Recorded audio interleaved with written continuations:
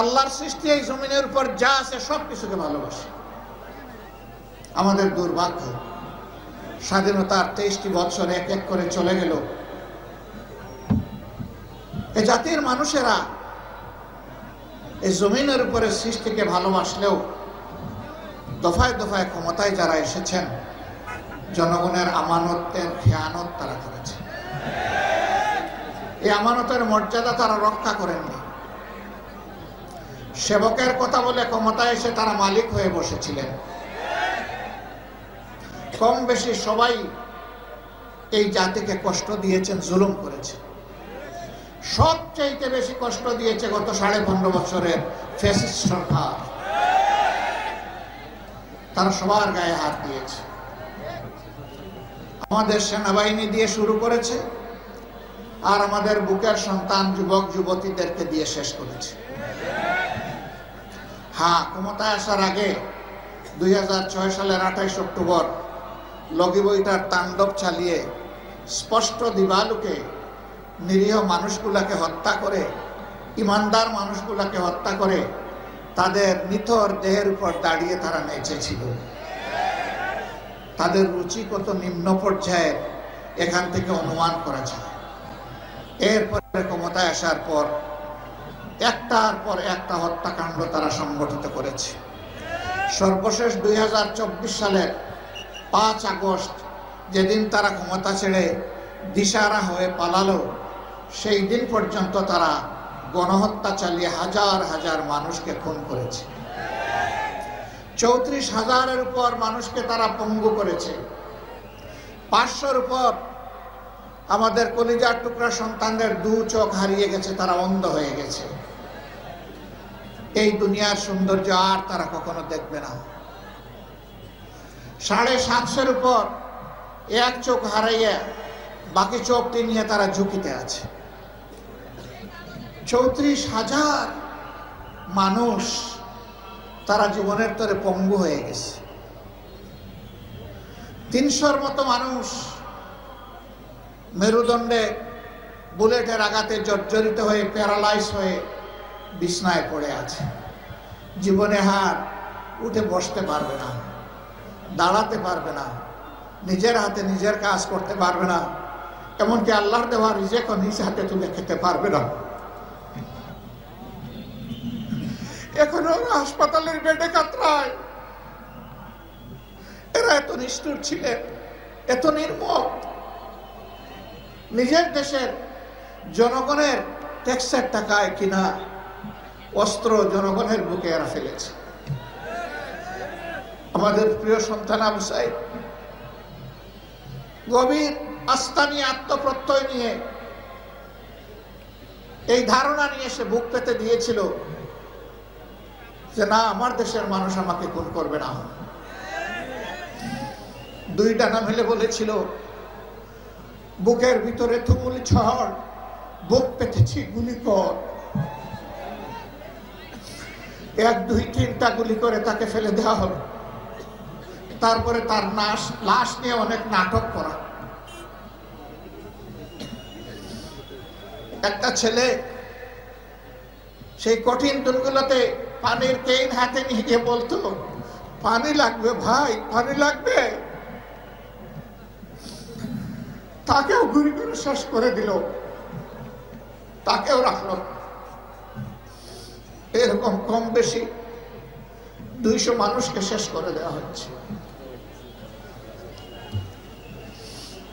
নারায়ণগঞ্জের সাইনবোর্ড এলাকায় হেলিকপ্টার থেকে গুলি করে আমার একটা যুবতী বোন সুমাইয়াকে খুন করা হলো। আল্লাহ তাদের সকলকে শহীদ হিসাবে কবুল করুন। মাত্র 2 মাসের একটা অবুঝ সন্তান দুনিয়া এসে রেখে গেছে। আমি ওই বাচ্চাটাকে দেখতে গিয়েছিলাম। যখন কুলে নিলাম, নিজেকে ধরে রাখতে পারলাম না। এ বাচ্চার মুখে যেদিন কথা ফুটবে, সেদিন মা বলে আর কাউকে ডাকতে পারবে না। ওই বাচ্চা সেদিন কাকে মা ডাকবে? একজন গরিবের স্ত্রী, ভদ্রলোক, একটা গার্মেন্টস কর্মী, আপনজনরা জিজ্ঞেস করেছিল, এবুস বাচ্চাটার কি দোষ, তার বুক থেকে তার মাকে যে কেড়ে নেওয়া হলো, এই বাচ্চাটার ভবিষ্যতে কি হবে?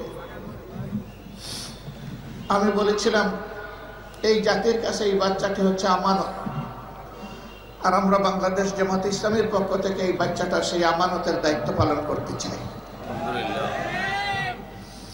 এখন থেকে পূর্ণ বয়স্ক না হওয়া পর্যন্ত, প্রাপ্তবয়স্ক না হওয়া পর্যন্ত তার বেড়ে ওঠা, তার চিকিৎসা, তার শিক্ষা, এই সব কিছু ইনশাআল্লাহ তাআলা লাজিম, আল্লাহ যেন তৌফিক দেন, আমরা এই দায়িত্ব পালন করব ইনশাআল্লাহ।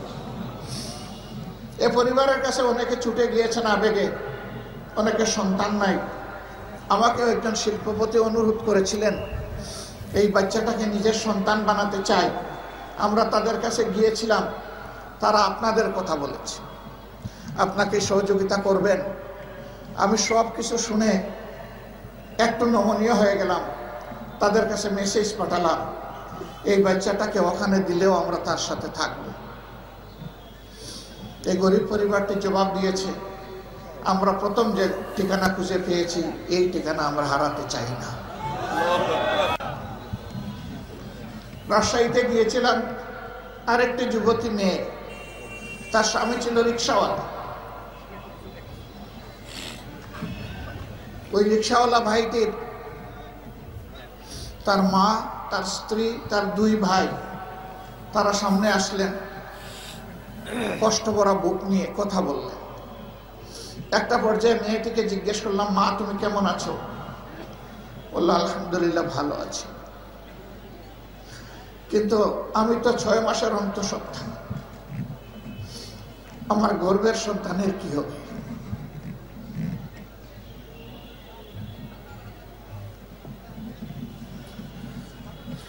মেয়েটিকে বলেছিলাম, তোমাকে মা যখন ডেকেছি তখন গর্ভের সন্তান ওই জাতির সম্পদ এবং আমাদের,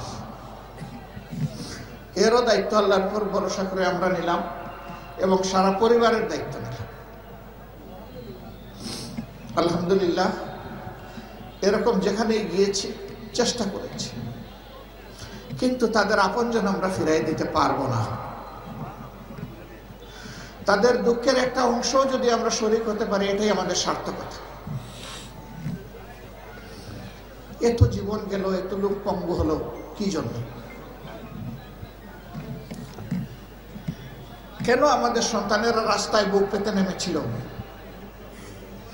তাদের একটাই মৌলিক স্লোগান ছিল, উই ওয়ান্ট জাস্টিস। আমরা সামাজিক ন্যায় বিচার চাই, আমরা বৈষম্য চাই না।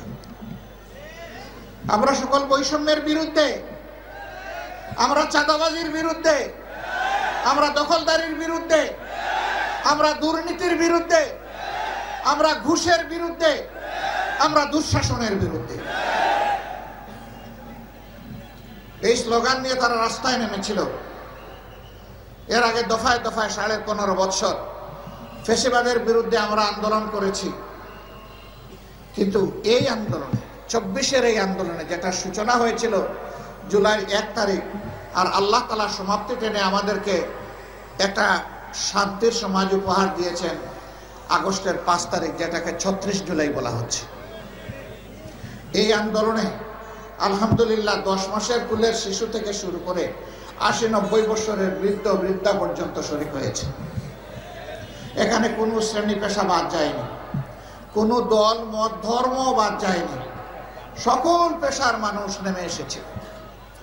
10 মাসের সন্তান কোলে নিয়ে মা নেমেছিলেন রাস্তায়। উত্তরা এক সাংবাদিক তাকে প্রশ্ন করেছিলেন, আপনি সাংঘাতিক কাজ করেছেন, এই অবুঝ শিশুকে গুলির মুখে নিয়ে আপনি রাস্তায় নেমেছেন কেন?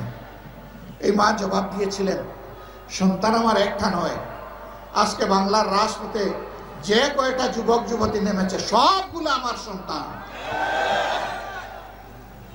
ওই সন্তানদের সাথে সংহতি প্রকাশ করার জন্য, একাত্মতা ঘোষণা করার জন্য আমার এই কুলের সন্তান নিয়ে আমি রাস্তায় এসেছি। আবার সাংবাদিক প্রশ্ন করলেন, একটা গুলি এসে আপনার কিংবা আপনার সন্তানের জীবন শেষ করে দিতে পারে, আপনাকে কি আমরা অনুরোধ করতে পারি, আপনার সংহতি প্রকাশ হয়েছে, আপনি চলে যান? তিনি বলেছিলেন, আমার একটা সন্তানও রাস্তা থাকা অবস্থায় আমি রাস্তা ছেড়ে চলে যাব না। যদি আপনাকে খুন করা হয়, আপনার সন্তানকে খুন করা হয়, আমরা দুইজনই শহীদের মিছিলে সামিল হয়ে যাব। কেন? এরা 18 কোটি মানুষের উপর জুলুম করেছে। এই জন্য সমস্ত জনগণ এই আন্দোলনে সম্পৃক্ত হয়ে গিয়েছিল। স্বৈরাচার তখন বুঝতে পেরেছিল তাদের রিজেক্ট শেষ। বঙ্গভবনে কিন্তু খাবার রান্না করা ছিল, কিন্তু সেই রান্না কিন্তু মুখে উঠে না।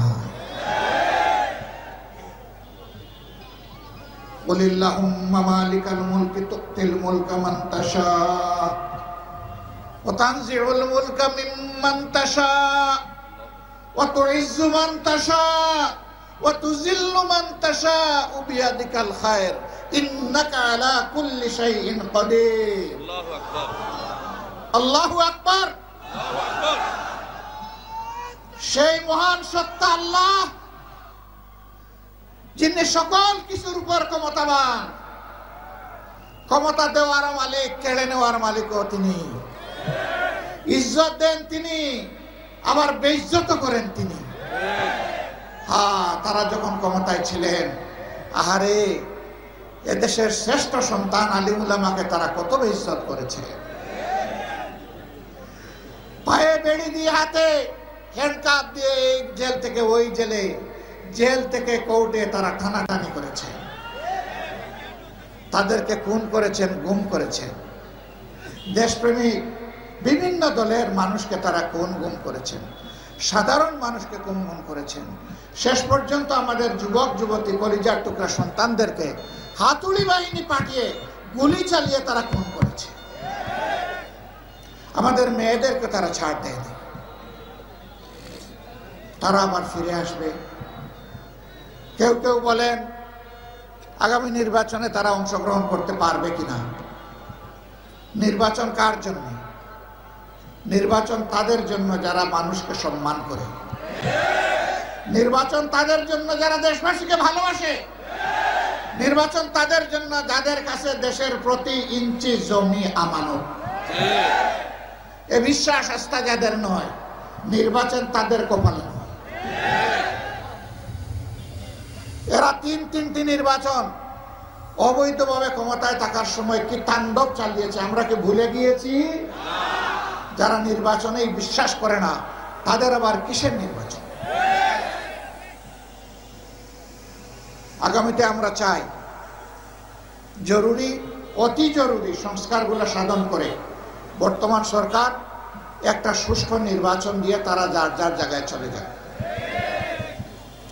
এই নির্বাচনে জনগণ যাকে ভালোবাসে, যার উপরে আস্থা রাখতে পারবে, যাদেরকে দেশের দায়িত্বটা দিলে তারা দেশের মানুষকে সম্মান করবেন, ভালোবাসবেন।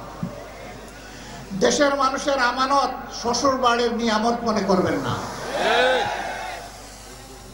প্রতিটি আমানতের পাই পাই হিসাব রাখবেন। চুরি করে দেশের সম্পদ বিদেশে পাচার করবেন না, যেমনটি গত 15.5 বছরে করা হয়েছে। বিভিন্ন সংস্থার হিসাব অনুযায়ী বিদেশে পাচারকৃত অর্থের পরিমাণ হচ্ছে 26 লক্ষ কোটি টাকা। বাংলাদেশের বার্ষিক বাজেটের 5 গুণ। এই টাকা কারা চুরি করেছে?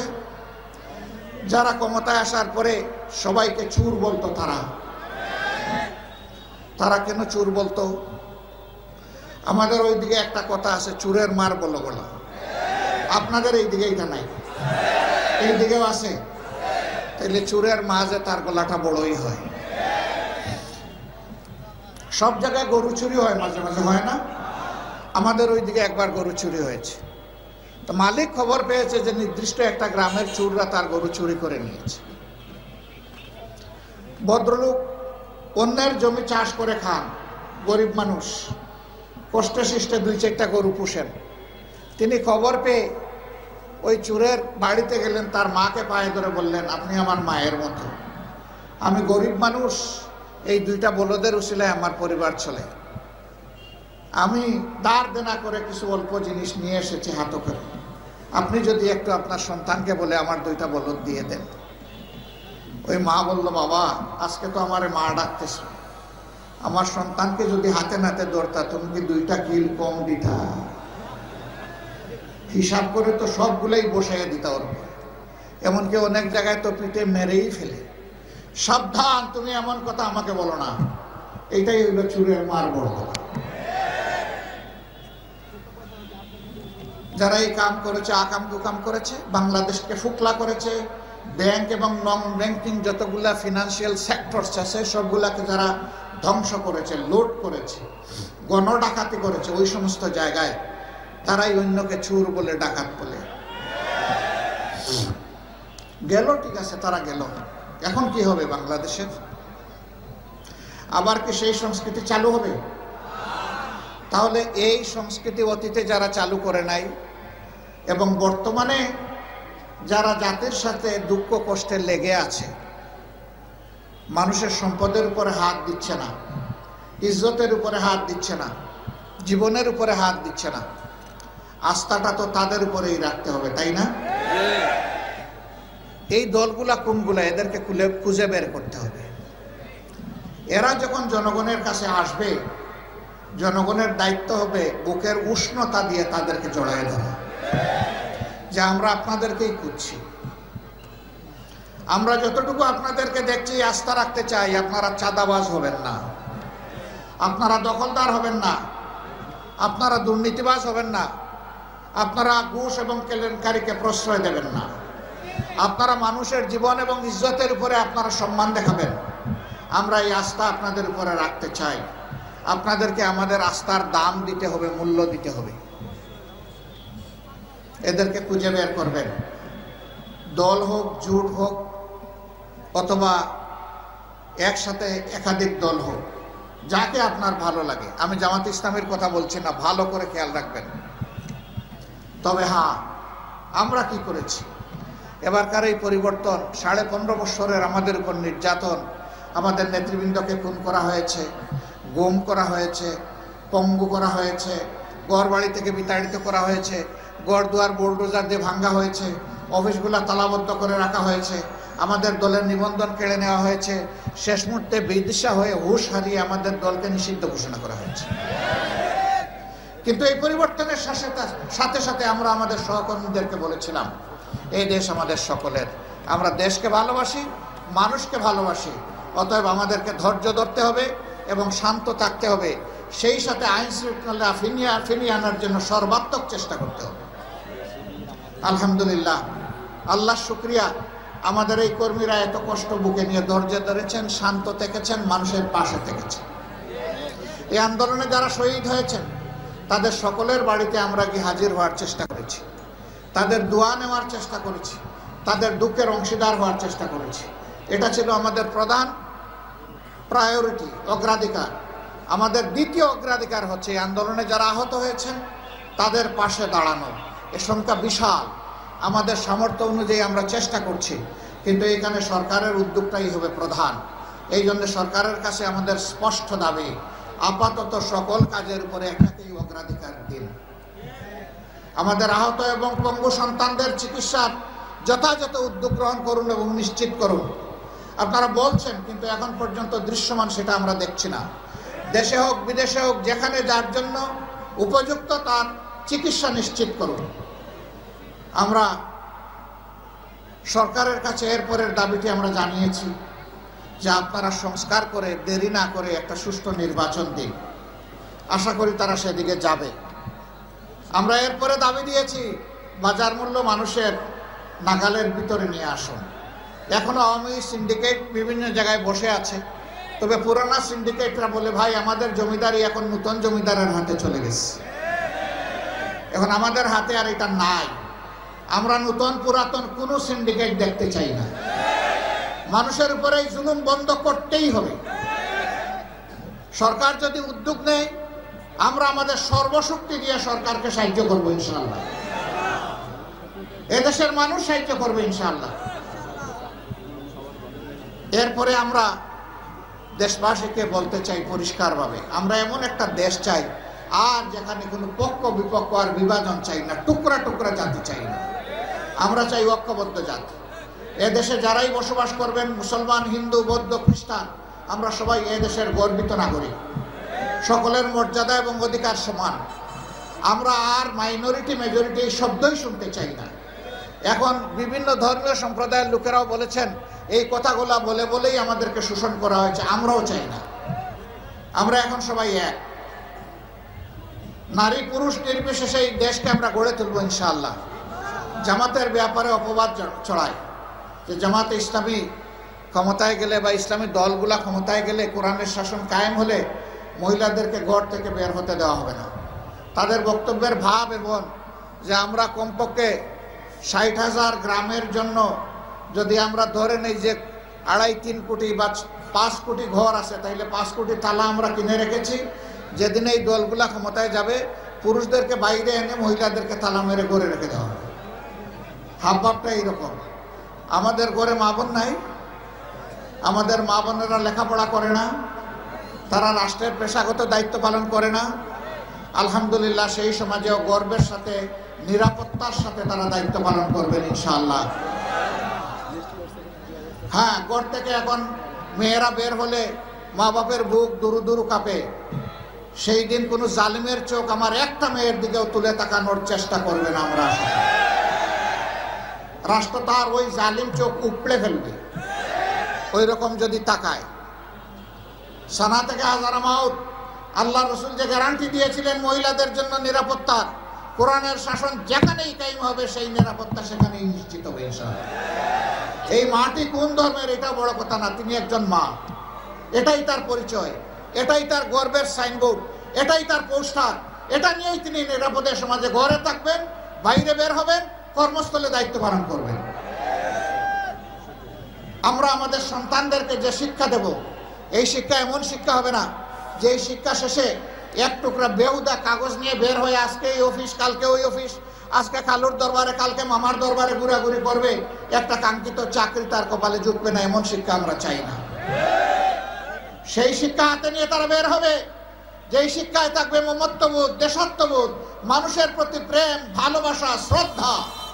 যেই শিক্ষা মানুষকে মানুষ হতে শিখাবে এবং দুনিয়ার উন্নত বিজ্ঞান, প্রযুক্তি, হিকমা তার হৃদয়ের গভীরে স্থান পাবে, সেই উন্নত শিক্ষা হাতে নিয়ে বের হওয়ার আগেই তার হাতে কাজ, উপযুক্ত কাজ পৌঁছে যাবে ইনশাআল্লাহ। আমরা যুবকদের হাতকে দেশ গড়ার কারিগরের হাতে পরিণত করব ইনশাআল্লাহ। সেই দিনের অপেক্ষায় আমরা আছি। প্রিয় দেশবাসী, এই দায়িত্ব পালন করার জন্য বাংলাদেশ জামাতে ইসলামীর কর্মীরা আজকে আপনাদের পাশে দাঁড়িয়ে প্রস্তুত।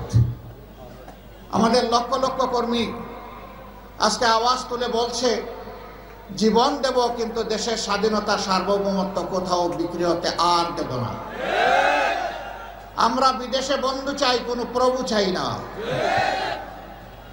আমরা সমমর্যাদার ভিত্তিতে সকলের সাথে বৈদেশিক সম্পর্ক রক্ষা করব।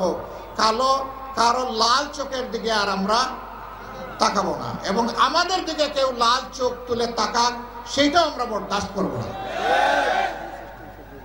আমরা পিণ্ডির হাত থেকে মুক্ত হয়েছি অন্য কোনো জায়গায় বন্দী হওয়ার জন্য নয়, বরঞ্চ সত্যিকারের একটা স্বাধীন দেশের নাগরিক হওয়ার জন্য।